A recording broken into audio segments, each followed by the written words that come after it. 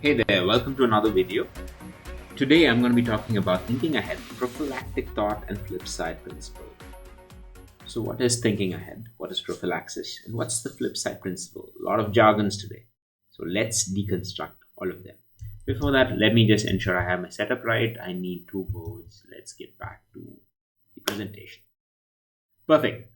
Now, you'd have heard a lot when people talk about chess. They talk about, hey, it develops the skill of thinking ahead. So, what exactly is this thinking ahead? Let's go ahead.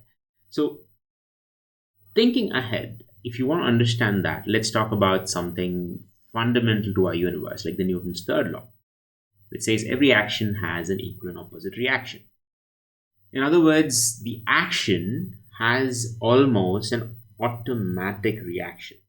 Right? It's connected by the hip. There's no denying the fact that that's nature, right? So that is so fundamental to our universe. But oftentimes we see that humans don't respect this.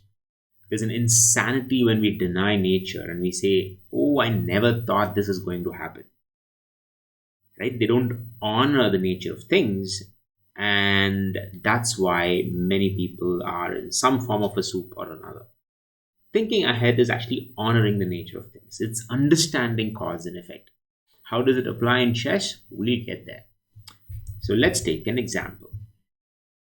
So let me clear up the board. Let's say I have the king here and I have a rook here. And there's a knight. Let's just keep a king to ensure that the board is a legal position. Now, if this knight were to give a check, this is the action. You can think of this as the action, which basically has given a check to this king and at the same time is attacking the rook. The automatic part of this particular position is that the king needs to respond. Black needs to respond. You cannot cry foul here saying, oh, I didn't know that this check is going to happen. I didn't know that my rook is going to get captured. I don't want to move my king. I want to save my rook. While it might look absurd, believe me, a lot of kids actually do this. They're like more attached to the rook than the king. But you're denying the nature of chess. Chess basically says that the king cannot be killed, which means if the king is under check, he needs to respond. And then you would lose the rook. This is essentially the nature of things. Right? So you absolutely can't do anything once this check happens. Now, if you do not want this check, then you got to do something else. For example, let's say the previous move that black made was to bring the rook here. This is a bad idea. Instead, you could have brought it here, thereby preventing the whole possible check. Now, the fact that you're recognizing that there's a potential check and ensuring that it doesn't happen. For example, let's say this was the position. It so happened that black also had a bishop. Moving this bishop to control this square would be what we call as prophylaxis. So prophylaxis is preventing something even before it happens. It's not about crying foul after it happens. You can't say like, oh no, I didn't see, I don't want to lose my rook. Can I have a take back? Can I just take my move back? This is not going to work. You got to recognize that this is going to happen. And when that happens, you have no option but to save the king. There's an automaticity to the whole process. It's a fork. King has to be saved. Rook will die. So you want to prevent it prophylactically. So this is what thinking ahead is. So thinking ahead is essentially seeing this particular thing ahead of time. Now you might say, oh, this is all made up position. How do I see this? How does it work? Maybe if you see it in a game, that might be better. So let's go and check out a game. So this is my position. Let's say I have e4, e5. Queen comes out, trying to checkmate. No problem. Knight comes here, bishop comes here. I'm being attacked. And now the knight comes here. He wants to come and attack this right there. Essentially, white is obsessed about the f7 pawn. At this moment, if I move my knight here to attack, you should also realize that there's going to be this check. So let's say white decides to move the queen here, then you are going to end up with a check. King has to move and you will lose this particular. Even though you might have some kind of a counter, it's not enough. You have lost the rook. Now, you can't cry foul after the fact that, oh, I was trying to checkmate the f7 pawn and I was trying to attack that. I missed my whole thing here. It doesn't work. Right? So, what can prevent this? The prevention is prophylaxis. So, you know that the knight can potentially come here and you prevent it even before it happens, maybe with a move like c3. So c3 ensures that the knight cannot come here, and since he cannot come here, he'll never be able to get to this particular square. c2 square is completely off limits for the knight because the approach to c2 itself has been completely blocked off. It's the lockdown that you need before the pandemic hits, not after it hits, right? So prevention is better than cure. That's why you'll hear the word prophylaxis being used a lot in medicine also. It's medically also a common term, just like it is with chess. It's prevention before cure. So c3 is the small move that you make to ensure that the knight can never come here and therefore never disturb you. And you can go about with your plans of attacking the f7 pawn. This is an example of prophylaxis. And it comes because you honor the fact that when the knight comes here, the only option at this moment, if you were to do this, would be to bring your queen back. Right? I mean, of course, there are other things like you can move here or here. But I'm saying you got to move your queen to defend this pawn. Right? That is essentially a forced response here if you want to protect your c2 pawn and protect the king and the rook on a1. What are the other forms of prophylaxis that you see? A lot. So another example would be, let's clear this board. Typically you'd see castling happen.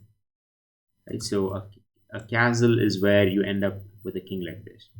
Now the problem with this is it creates a weak back rank. So if the rook comes here, you can't do anything about it. So prophylaxis is thinking way ahead of time and saying, the whole reason I got back rank mated, which apparently is the most common checkmate out there among beginners and intermediate players, instead of getting back rank mated, I'm just going to make this one small move to ensure that I give space for the king.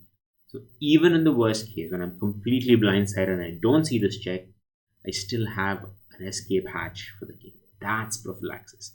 It's basically building your panic room. It's building that, exit door to help your king run away and not get back rank mated. So this is prophylaxis. Now, how does all of this connect with drawback or flip side principle? So flip side principle or drawback principle is to basically say that every move in chess has a drawback.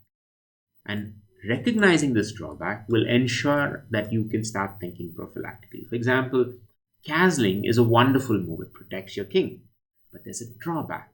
The drawback is that once you castle and then you move your rook around and the rook comes out, you end up with a potential risk of being back rank mated. So that's the drawback of a move like castling. Let's take this example here. You have a typical attack and you move your queen, guns blazing, you want to attack, you want to finish the game in 3 moves, 5 moves, fool's maid, all of this is under, the radar for you. You're completely going after it. But then there's a drawback to moving your queen so early. c2 is hanging, c2 is an apple, c2 is something up, ripe for the picking. And if you're not prophylactic, then you will end up with a potential risk of knight coming to c2 and losing your rook. So if you understand that every move in chess has a flip side, it has a drawback, it has something that's negative. Yes, the queen moving here creates an attack. You gain an attack, but you lose a support.